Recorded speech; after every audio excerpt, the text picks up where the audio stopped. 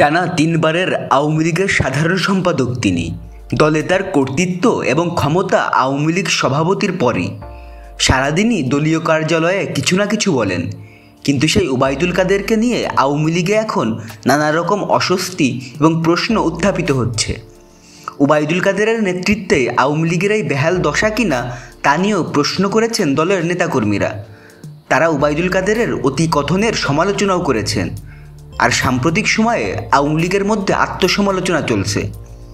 ওবায়দুল কাদেরকে নিয়ে সাম্প্রতিক সময়ে যে প্রশ্নগুলো এবং সমালোচনাগুলো উঠেছে তার মধ্যে রয়েছে অতিকথন। ওবায়দুল কাদের অতিকথন করেন, সারাক্ষণই তিনি বিভিন্ন বিষয় নিয়ে কথা বলেন এবং এ সমস্ত কথাবার্তার মধ্যে অনেক সময় মাত্রা জ্ঞান ঠিক থাকে না, যার ফলে জনমনে অস্বস্তি হয়। এ কারণে তার কথার লাগাম টেনে ধরা উচিত বলে অনেকেই মনে করেন। সিনিয়র নেতাদেরকে পাত্তা নেওয়া দেওয়া।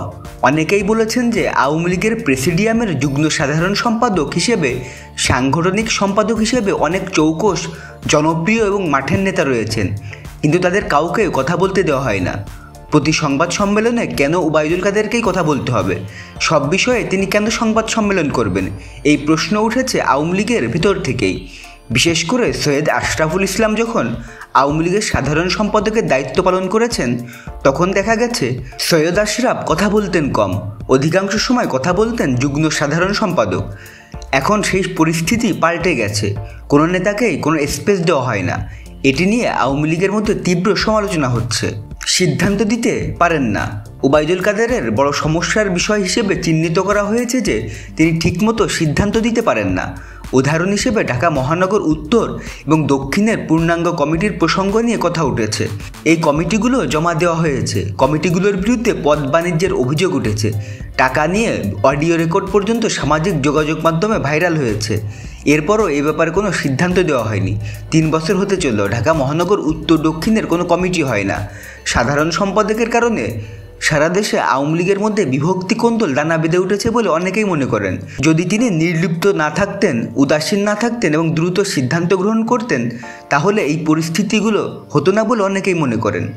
কর্মীদের সঙ্গে যোগাযোগ নেই, ওবায়দুল কাদেরের সঙ্গে কর্মীদের যোগাযোগ নেই। তিনি দলীয় কার্যালয়ে আসেন, কয়েকজন নেতার সঙ্গে কথা বলেন, আবার চলে যান। কর্মীদের সাথে অনেক সময় তার কঠিন ব্যবহারও অভিযোগ রয়েছে।